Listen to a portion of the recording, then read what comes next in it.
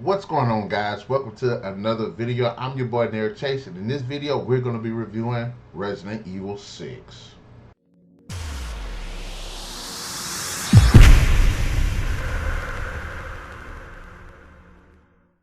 Multiple global bioterror outbreaks intertwine the fates of Leon, Chris, Jake, and Ada as they battle hordes of infected and confront the sinister Neo umbrella, uncovering a vast conspiracy threatening humanity's survival. Now, guys, you gotta let me know.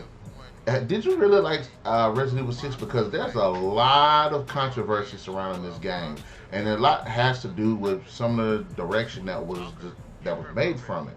But having said that, let's dive into it. Now, the story is actually probably the biggest and most ambitious of any of the Resident Evil games, if not all of them put together, possibly. And in it, there are multiple terrorist attacks that are going on globally, and this game focuses on different characters interacting in those attacks. And in that respect, it's actually a pretty cleverly written game. It gives us different scenarios. It gives us different characters dealing with those different scenarios, and it also adds a interesting layer of new yet familiar that works with it, and it's pretty interesting. It's like playing an anthology, essentially, and we get to see some really good characters, some returning: Leon, Ada, Chris. Hell, we get to see Sherry Birkin, from who's the little girl in Resident Evil 2. She comes back. And we also get some new characters. I cannot remember that one lady's name that Leon was working with, but Jake is possibly the best new addition, who is Wesker's son. That's a pretty cool character, and I like how we dive into these characters and their backstories and how they intertwine with each other. These new characters working with the old. You got Pierce that's with Chris, and I love the fact that even in the game they meet up for like certain sections of the game, break off, then they meet up with other characters and the stories intertwine. And a lot of it works. It works, but unfortunately, a lot of it doesn't work because of the scope. I could definitely see this game happening in one city and all of these stories being told in that one city, because there's a lot of travel, there's a lot of characters in this continent, and somebody over in this continent, and they meet somebody at this continent, and it feels like all of this game could have worked in like one city. I do like the different directions of some of the stories based on the characters and the locations. There are some aspects of the game that are more horror based. There are some scenarios a bit more action, and then there are some scenarios that are a bit more cat and mouse. There are some as well that is more sneaking around, and I think that's to the game's benefit. But I will say this: the problem with it is it feels very unbalanced. It feels like at certain points they'll drop that scenario, and then they'll drop it and it's fun, and then they just take off with over the top action, which this game definitely suffers from. The QTEs, which this game definitely suffers from. This game could have worked a lot better in terms of the story if it was a bit more grounded, a bit more slower paced. And when we go with the idea of bigger is better, that's not necessarily the best medicine. Now, there are the villains. The villains for the most part suck. There is a villain named Carla Radam, whatever her name is, Radami. I don't know the freaking woman's name, but I think she has the best story in terms of of the villains of this game. Now, the other guys, Simmons, not interested in him in the slightest. He's just some douchey political douchebag that's just doing douchey stuff. Don't really care about it. But ultimately, the story is a bit of a mixed bag. In one respects, it's really good, and in some respects, it's really not. And it's a bit of a balancing depending on the flavor that you like. Gameplay wise, it's probably the most action oriented. I honestly have to admit, I love doing the thing in this game where you get to run and you'll drop, and you can slide, turn around, and shoot while sliding. Love that. It's one of the best mechanics in the game. Unfortunately, it does not work in a good a horror game. But characters get to basically bounce around, dodge, run, slide. And as much as that is fun, it doesn't work for the hard games. I will say this though, one of the most unique mechanics that they have in the game is each character has a specific type of weapon and ability and capabilities that they have. Like Leon uses two handguns. He's the only character that does that. Jake is the only person to be a physical fighting character in the game. I do like aspects like that. I think Piers is the only one that utilizes a sniper, or his specialty is a sniper. So each character does have their certain capabilities with weapons and items and things like that. You know, diversifying the gameplay in a lot of ways. And again, the different scenarios utilize different gameplay mechanics. Some or be more confrontational, while others are. And also the tone as well. I think another issue that I would say with the gameplay is, again, resource management. At one point, you get all of the strongest weapons. You save up all of this freaking ammo. You're killing every damn thing.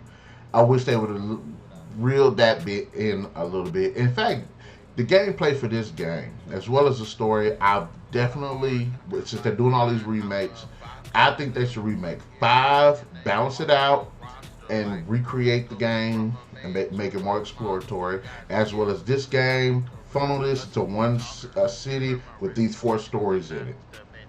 And I think that'll be a better balanced game. But ultimately, I think the gameplay does work. It's just a little bit over the top. It's a bit too much for a game of this caliber. We do, and visually, this is a really good game. Visually, the character designs, the creature designs, the various environments, the various settings, everything works. There are some really unique creature designs. In fact, in terms of the gameplay, there's a new creature design. I cannot remember specifically what the virus is. It's not the C virus. It's not the G virus. I think it's the C virus.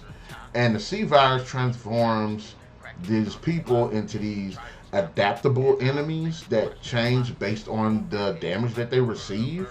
So if you shoot them in the legs mutate. You shoot them in the arm mutate. You shoot them in the head mutate. Now that is one interesting mechanic that I really did like in this game, because it made fighting them very unpredictable.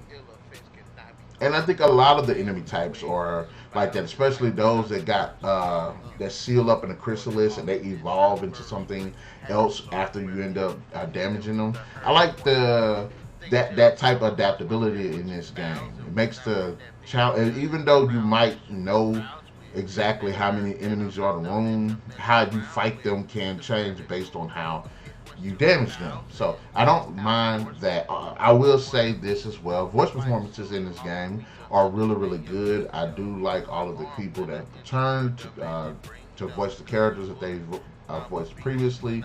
I do like the music.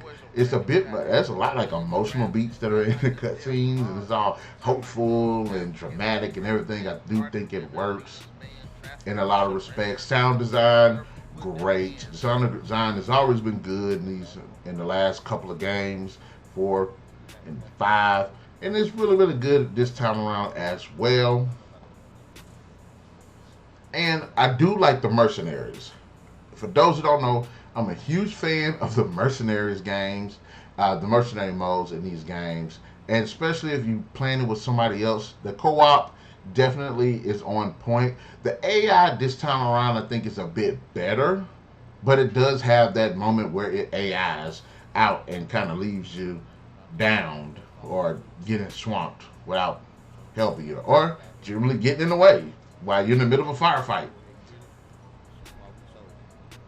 But I will say this too, again, when we look at the 3 biggest problems I have with the game, the really 3 biggest problems is, again, the villains, the QTEs, and just the over-the-top action.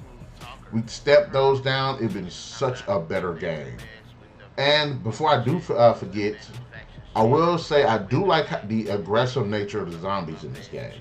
Like the zombies kind of clatter. They don't really run, but they can move pretty fast and they can jump at you. And I love that because it throws you off when you see a zombie do that.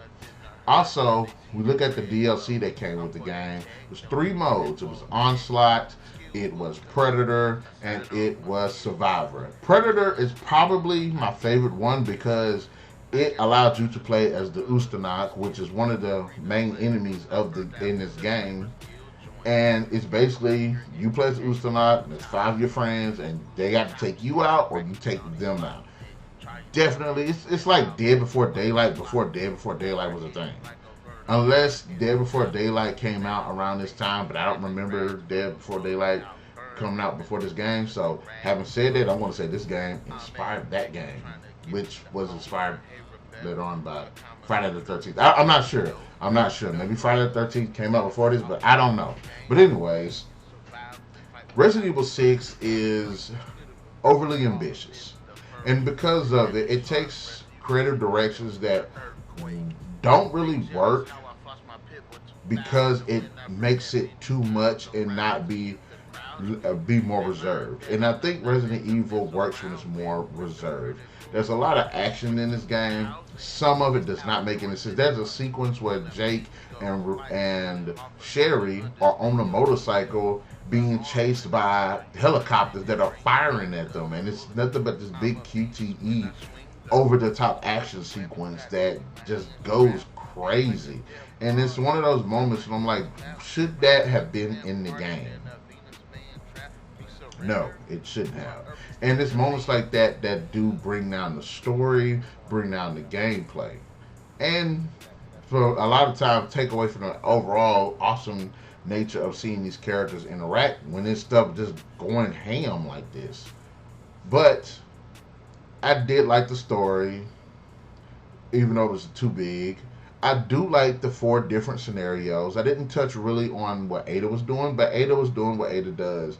Her story tells what she's doing while these other characters are doing their thing, and she interacts with their stories. In the meantime, again, I gotta give it to them. I do like how the story presents itself in the different scenarios.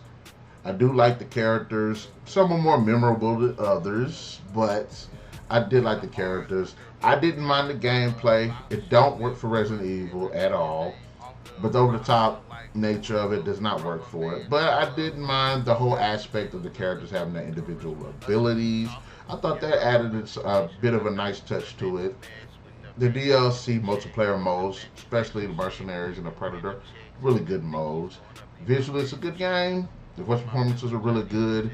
Villains freaking suck. QTEs suck. But I will say this. Resident Evil 6 is an entertainment time and definitely deserves 3 out of 5. I'm definitely putting this on my list of games that need to be remade. But anyways, guys, in the comment section below, let me know what are your thoughts on Resident Evil 6. Tell me, who's your favorite character? Which scenario is your favorite scenario? Hit that like, share, subscribe, and the notification button to get the best of what we got going on this channel. And we'll definitely catch you guys later.